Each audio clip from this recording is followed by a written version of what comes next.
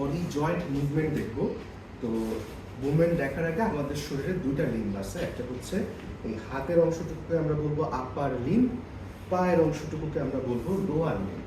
আপার লিম্বের জয়েন্টের ক্ষেত্রে আমরা বলবো পড়ে আসতে হচ্ছে shoulder joint, shoulder joint, elbow joint এবং রিস্ট জয়েন্ট, রিস্ট জয়েন্ট।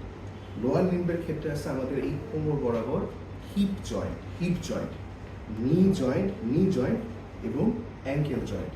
আমরা একটা সূত্র মনে রাখবো 7-2-4, 7-2-4, 7-2-4। তাহলে আমাদের শোল্ডার জয়েন্টের মুভমেন্ট হবে 7টা, এলবো জয়েন্টের মুভমেন্ট হবে হচ্ছে 2টা, রিস্ট জয়েন্টের মুভমেন্ট হবে 4টা।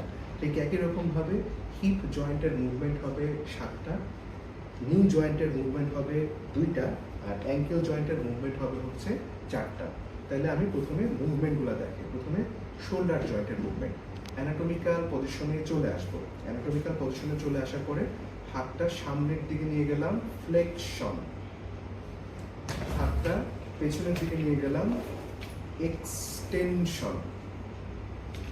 হাতটা একেবারে উপরে উঠে কানের সাথে নিয়ে লাগাবো,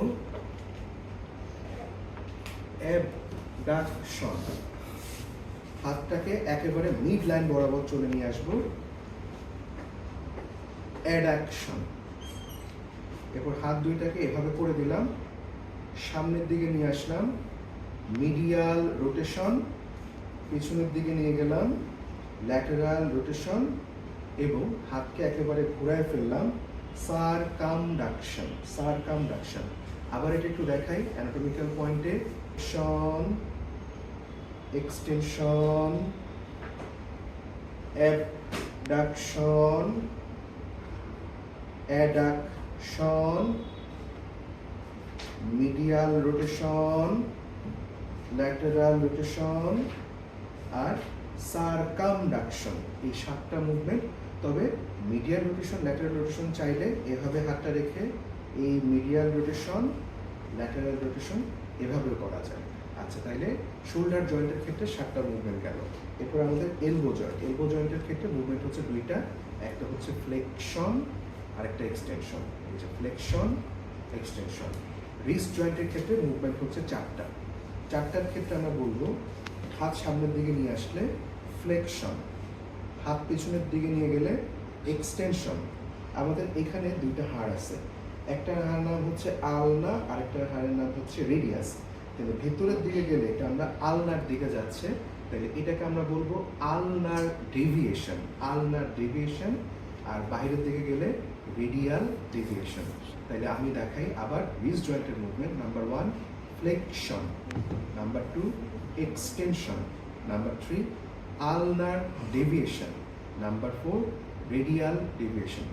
ঠিক একই রকমভাবে আপার লিম্বের সমস্ত ব্যায়াম শেষ হলো।